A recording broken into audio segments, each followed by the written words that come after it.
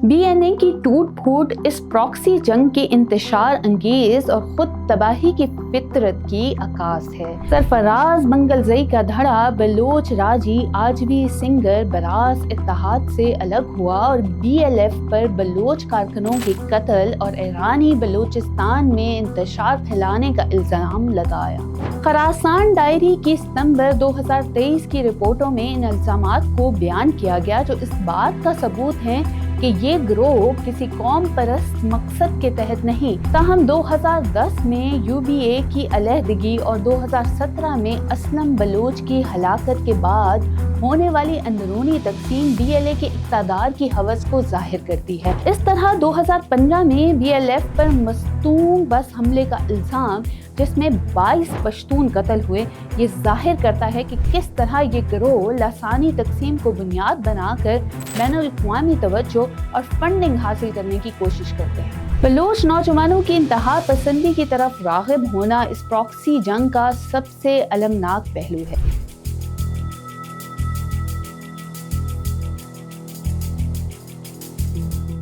बलूचिस्तान में अक्सरियत पसंदी, जो अक्सर कौम परस्ती की आड़ में पेश की जाती है, दर हकीकत एक नाकाम और मफाद परस्ताना प्रॉक्सी जंग है, जिसे शिद्दत पसंद गिरोह ज़ाती मफाद और बैरूनी फंडिंग के हसूल के लिए नौजवान बलोचों को वरगला कर चला रहे हैं। बलोच हकूक की किसी यकजहती तहरीक के बरक्स Baloch liberation army BLA, Baloch liberation front BLF, united Baloch army UBA और बलोच नेशनल आर्मी BNA जैसे गिरोहों के दरमियान मौजूदा इख्तलाफात इनकी खुद गर्जी, इंतहा पसंदी की हिकमत अमली और बैरूनी सरपरस्ती पर इन्हिसार को जाहिर करते हैं। ये इख्तलाफात क़यादत के झगड़ों, कबायली रकाबतों और माली मफादात की कशमकश में जुड़े हुए उस मफाद परस्ती को आश्कार करते हैं जो बलूचिस्तान की अवाम की फलाह पर ज़ाती मफाद और डॉलर्स को तरजीह देते हैं और इनकी कौम परस्ती के दावे को बेबुनियाद साबित करते हैं। BNA की टूट फूट इस प्रॉक्सी जंग के इंतशार अंगेज और खुद तबाही की फितरत की अक्कास है।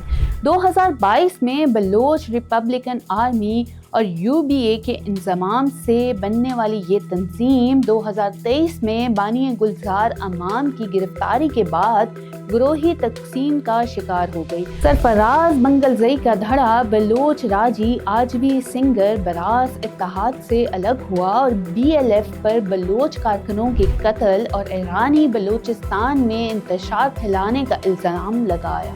जवाबन BLF ने मंगलजई को गद्दार करार दिया और इसे 2015 की मस्तूम सानिये से जोड़ दिया। खरासान डायरी की सितंबर 2023 की रिपोर्टों में इन इल्जामात को बयान किया गया, जो इस बात का सबूत है कि ये गिरोह किसी कौम परस्त मकसद के तहत नहीं, बल्कि वसाइल और गैर मुल्की फंडिंग पर कब्जे की जंग में मसरूफ हैं और हर धड़ा तशद्दुद और प्रोपेगेंडे के जरिए इस प्रॉक्सी जंग के सम्राट पर कब्जा जमाना चाहता है।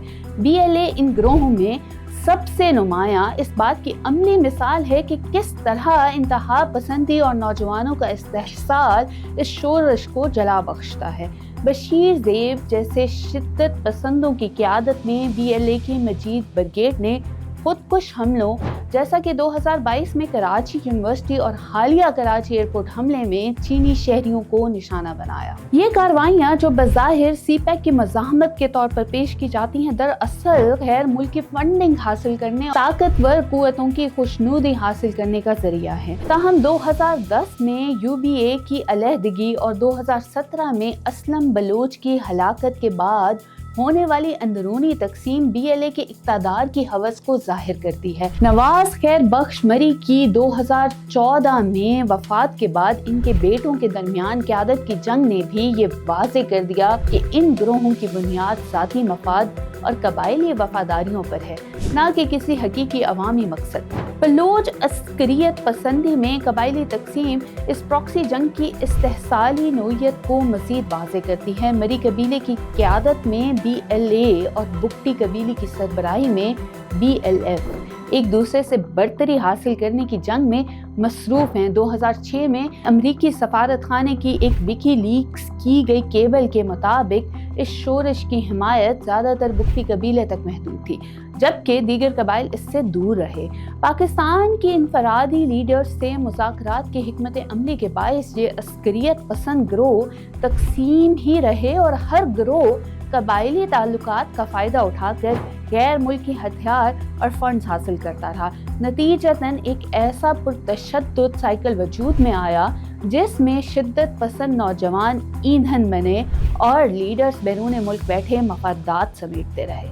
ان گروہوں کی کارروائیوں کا ہدف بھی ان کی مفاد پرستی پر مبنی عزائم کو ظاہر کرتا ہے۔ 2009 میں برہمداغ بگٹی کی جانب سے پنجابیوں کو قتل کرنے کا حکم، جس کے نتیجے میں 2009 سے 2012 کے درمیان 500 پنجابی شہری مارے گئے، نسلی نفرت کو ایک جنگی ہتھیار کے طور پر استعمال کرنے کا واضح ثبوت ہے۔ اس طرح 2015 میں BLF پر مستونگ بس حملے کا الزام، جس میں 22 پشتون قتل ہوئے، یہ ظاہر کرتا ہے کہ کس طرح یہ گروہ لسانی تقسیم کو بنیاد بنا کر بین الاقوامی توجہ اور فنڈنگ حاصل کرنے کی کوشش کرتے ہیں۔ یہ کارروائیاں، جنہیں میپنگ ملٹنٹس پروجیکٹ نے بھی رپورٹ کیا، بلوچستان کے متنوع عوام کو متنفر کرتی ہیں، ظاہر کرتی ہیں کہ ان کا اصل ہدف شورش کو جاری رکھنا ہے، نہ کہ کوئی جائز قومی تحریک۔ غیر ملکی فنڈنگ کا حصول اس پراکسی جنگ کی اصل روح ہے۔